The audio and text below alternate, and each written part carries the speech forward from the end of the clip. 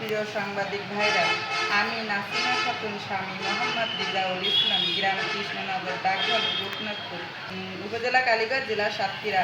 স্বামী মোহাম্মদ রিজাউল করিম একজন সমাজসেবক ও বিশিষ্ট ব্যবসায়ী। এই অতি প্রিয় ও আত্মভাজন হিসাবে পরিচিত।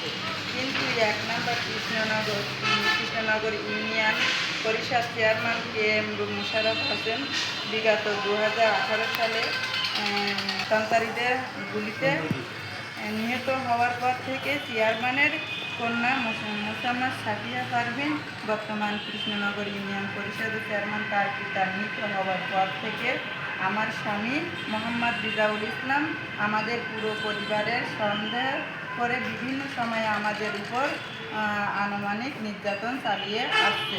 দীর্ঘ 5 বছর যাবত সেই থেকে আমরা এলাকায় ঠিকমতো বসবাস করতে পারি না।